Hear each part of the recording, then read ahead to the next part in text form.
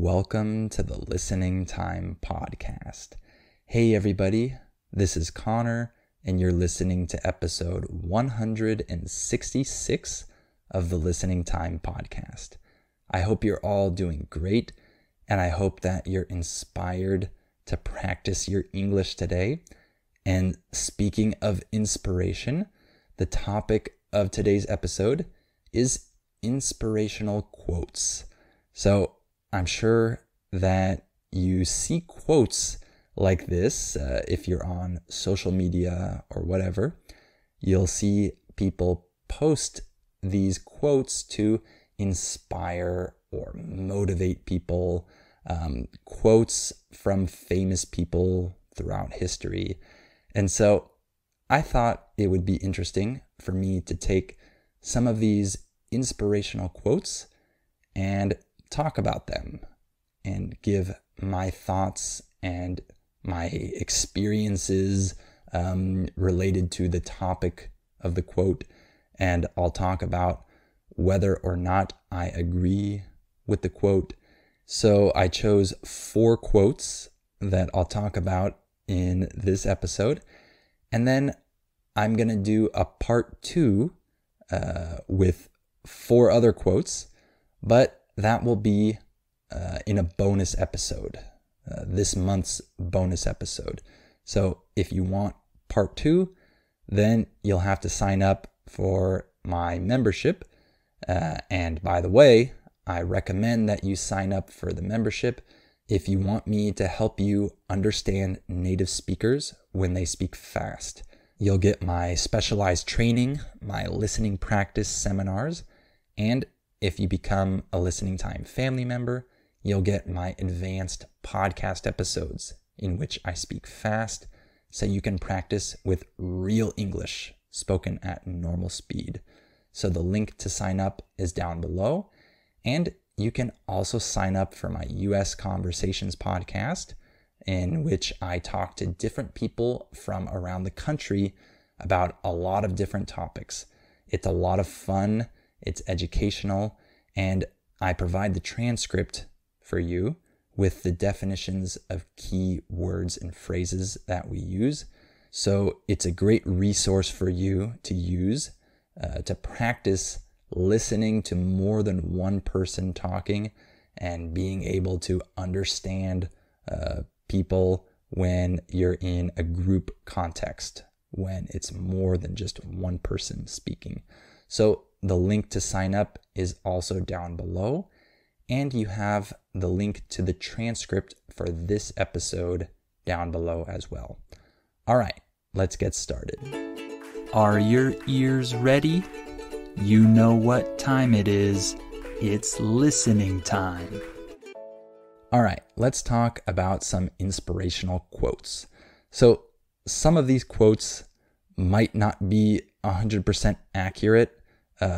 They might be misquotes, as we call them.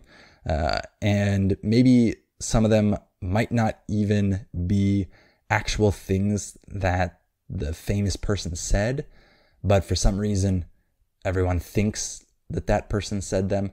So I can't say for sure that all of these quotes are definitely things that these famous people said, but these are quotes that you see on the internet and that people attribute to these different famous people.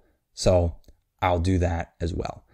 By the way, when we say that you attribute something to someone else, this means that you're giving credit to someone else. You're giving credit for something to a certain person. So you're saying that this person said that quote, for example.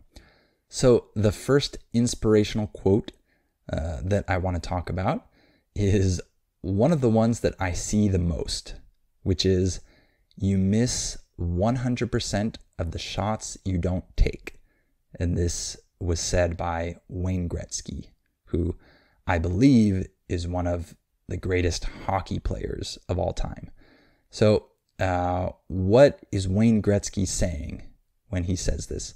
Well, he's saying that if you don't actually attempt to shoot, in this case, in hockey, you shoot the puck into the net to score a goal. I think it's called a goal. Sorry, I don't watch hockey. But he's saying that if you don't try this, then you won't score. You have to try in order to score. And people are afraid of missing, but if they don't even attempt the shot, then they have a 0% chance of actually scoring. So if there's a soccer player who is too afraid to actually try to score a goal, and so he doesn't attempt to score, then he'll never score.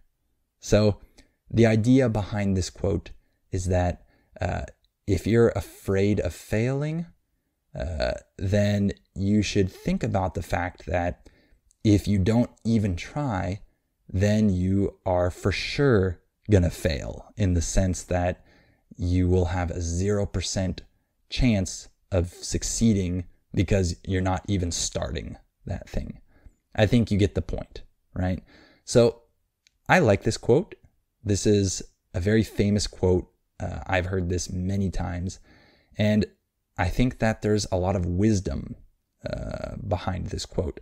I think that if we're always afraid to fail, then we won't try things, and therefore we won't actually accomplish things.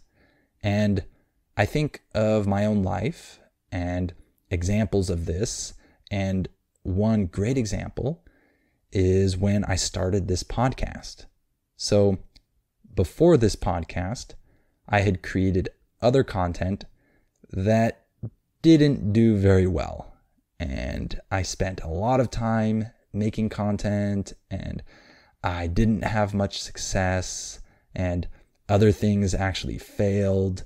And so I easily could have said, well, I don't want to fail again and have a podcast that I start and then I stop because no one listens to it. So I'm just not going to make the podcast.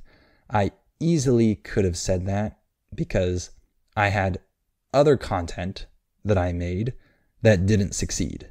So, of course, that thought was in my mind. However, I still went for it. By the way, when we say that you go for something, we're saying that you try, you attempt something. Okay? I went for it and I succeeded for the most part. And I'm still making this podcast today. It's still helping many people around the world with their English listening comprehension. And that's because I actually took the shot, so to say. I actually tried to score the goal. And if I had been afraid of failing, then I never would have started this podcast. So that's how I can apply this quote to my own podcast. I think that that demonstrates this point well. And throughout the rest of my life, I want to try not to be afraid of failing. I know I will fail, probably many times, because I want to take a lot of shots and miss some, of course, but I will make some. I will succeed in some areas. And so if you look at some of the greatest athletes who have scored like the most goals or the most baskets in basketball, a lot of times these are athletes that have actually missed like more goals or more baskets than most other people. Like, I don't have the exact numbers, but I imagine that Kobe Bryant probably missed tons and tons of shots if you actually just look at the number of misses. However, he made tons and tons of shots because he wasn't afraid of missing. And that's why he became one of the greatest players of all time, right? So I think that's a good lesson for us. Okay, the next inspirational quote that I want to talk about is this one. Do not go where the path may lead. Go instead where there is no path and leave a trail.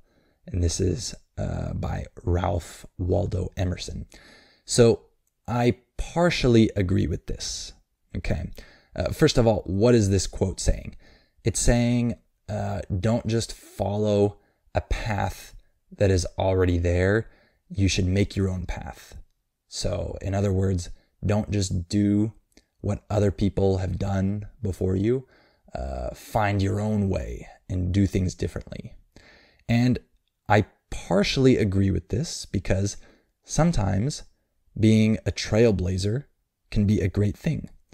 By the way, we can use the word trailblazer to talk about someone that is the first person to make this path, this trail. They're the first ones to do it, and then people follow you after you do it. So that's a trailblazer. Sometimes being a trailblazer can be great. Sometimes people have great success because they think outside the box, as we say, and they do things differently, and they find new ways, and they have great success because they did everything differently. And that happens sometimes. However, I also think that you don't need to do this. You don't need to do things completely differently in order to have success in different areas of your life. And in fact, I think that this can sometimes be a bad thing when you decide that you want to do things completely differently from how everyone else did them before you, and you try your own way. I think that oftentimes this can lead you to fail. So I think that this quote is sometimes true and sometimes not true. I think that it's good when possible to follow other people's examples and have role models and say, oh, I want to do things like him. I want to be like her. I want to try it the way he did it. And maybe you just follow their path and do things like someone else who is successful did them before you. And that's great. So, for example, I think of business, and some people want to come up with a brand new business model, an idea that is unlike anything else that's on the market. No one else has ever done it before. And sometimes this leads to a great product, and the person becomes a really, really successful entrepreneur. But probably more often than not, that doesn't happen. And they end up failing because if no one else has ever done it this way, that might be because that's not a good way to do it, right? So some advice that I hear a lot when I listen to people that have succeeded in creating a successful business is they say that you shouldn't try to reinvent the wheel. That expression means that you don't want to create something brand new from scratch when you can just do the thing that other people have had success with, and then you add your own style to it, your own twist, so to say. And I think that's good advice. However, yes, there are times when being a trailblazer can lead to great success. So I guess in summary, I understand this quote, and I think that it's sometimes good advice, but I think that in a lot of other cases, it's good to just use role models and examples of people that have succeeded before you and to try to kind of follow their path. But like I said, do it in your own style and add things to that. Okay, so this one I partially agree with. All right, the next inspirational quote that I want to talk about is this one. Many of life's failures are people who did not realize how close they were to success when they gave up. And I believe that's from Thomas Edison. So what is this quote saying? It's saying that a lot of times someone who failed is someone who was really close to succeeding, but they didn't know that. They didn't know how close they were to success, and then they gave up right before that, and so they became a failure. And I like this quote, and I think that it applies to many areas of life. And the first thing that came to mind when I was thinking of different ways I could apply this quote is in language learning, and specifically the concept of learning vocabulary, because many of you, if you've listened to me long enough, you might know my philosophy when it comes to learning vocabulary, and that is that we learn it through exposure and repetition, and each new word takes a different amount of time to learn, or more specifically, a different number of individual repeated encounters with that word.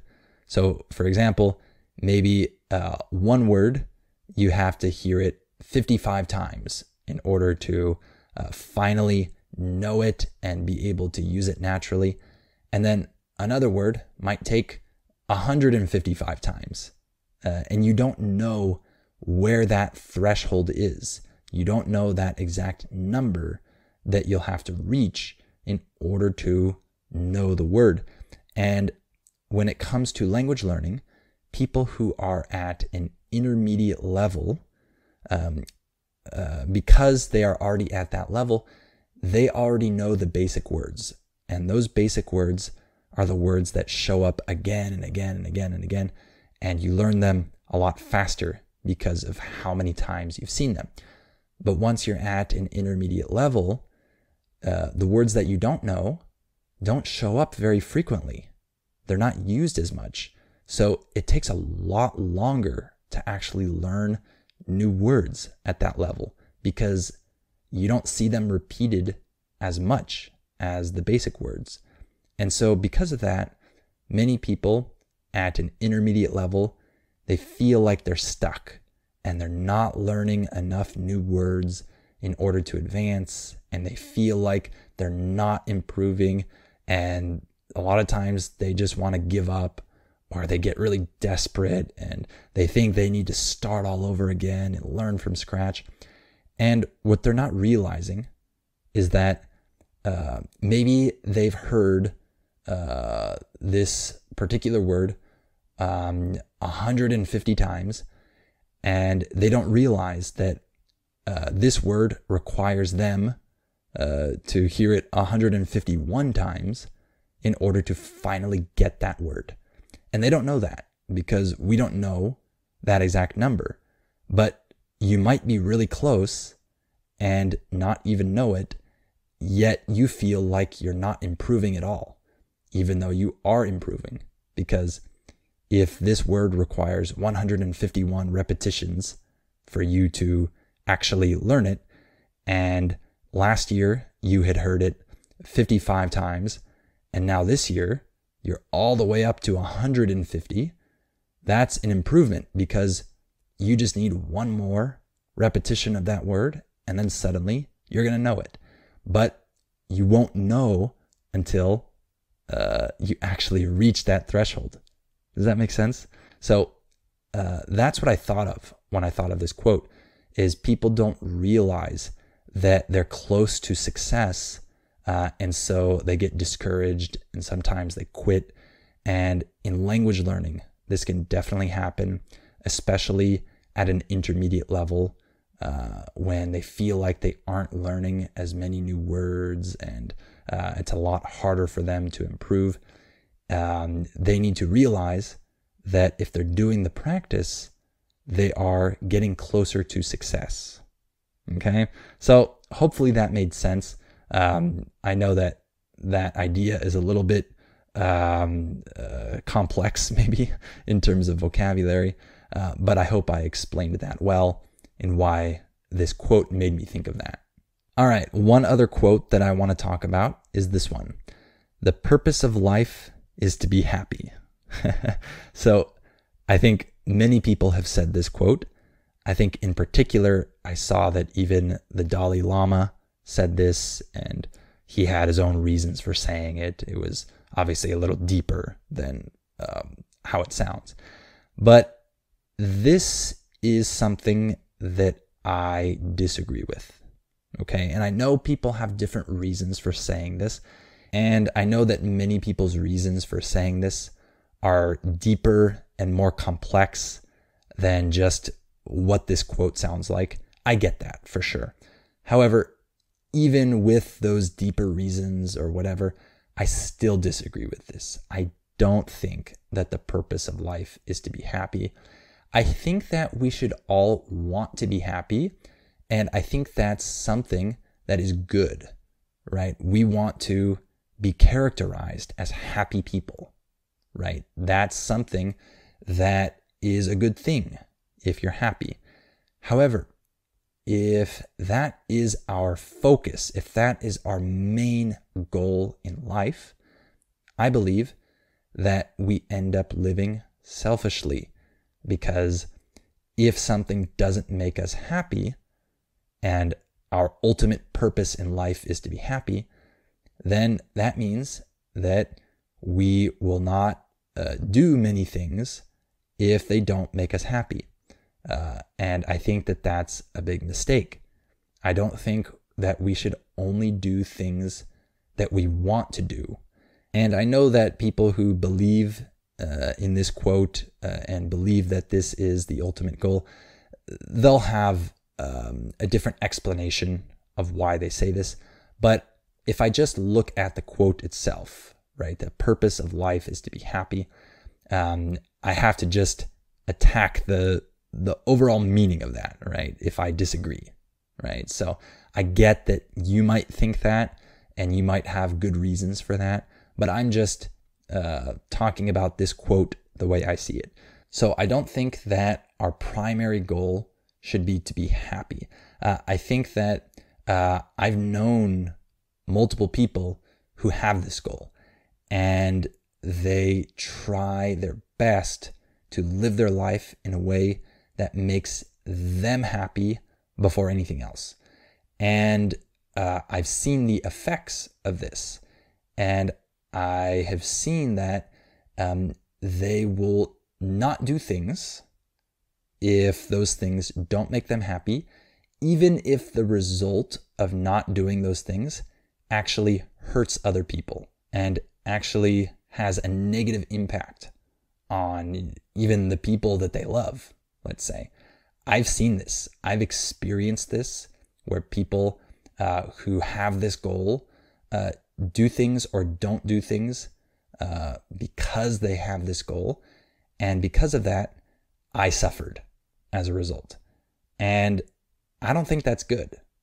I don't think that we should think of our lives as being just an opportunity to be happy, and that's our ultimate goal. Like I said, I think it's good to be happy, and we should try to be happy. And in my experience, I think that it's good to be able to sacrifice and be selfless and to deny ourselves certain pleasures, even though those pleasures make us happy. And I think it's even necessary to suffer a little bit. And some people don't like that. They don't want to ever suffer, because suffering is like the opposite of being happy, right? And I'm not saying that life is all about these things, sacrifice and denying yourself and suffering. I think that these things are part of life, but it's not all this. I think that we should accept these negatives while we also aim for happiness. And that means that our purpose shouldn't just be to try to be happy, because if that's the ultimate purpose, that means that we will reject these other things because these other things don't make us happy. We don't want to have to sacrifice and deny ourselves and suffer and things like that. But sometimes those things actually produce a better result and help us and the people around us. And so, I don't know. I think that when I hear people talk about this, about that's their only concern or that's their biggest concern is being happy, or even when parents say this, when parents say that their only wish is for their kids to be happy. And I know parents like this who, as long as their kids are happy, they support and encourage them to even make bad decisions, which are pretty obviously bad decisions, but because the kid thinks that that decision will make them happy. And the parent says, well, as long as you're happy, then you should do it. And honestly, I disagree with that. And you might disagree with me, and that's perfectly okay. I did a whole episode on disagreeing with people. It's great that we have disagreements, but I'm just saying what I think. I don't think that the ultimate goal should be to be happy. And I'm not just going to say, well, as long as my kids are happy, then everything they do is fine, and I'm not going to discourage them from making certain decisions. I'm definitely going to discourage my kids from making certain decisions if I think that those decisions will be harmful for them. Even if my kids say that, wow, that decision makes me happy, I'm going to try to advise them and help steer them in the correct direction, let's say. So that's it for this episode. If you want the part 2 to this and to hear me talk about some other quotes, then make sure to join my membership so you can listen to that bonus episode in which I talk about that. And remember that you can get my advanced episodes if you become a Listening Time family member. And you can also sign up for my US Conversations podcast by going down and clicking on the link below, and you'll be able to sign up to listen to my conversations that I have with other people around the country. And it's great practice for your listening. It'll help you reach the level at which you can understand more than one person speaking at normal speed. All right. Thank you so much for listening to this episode, and I'll talk to you on the next episode of Listening Time.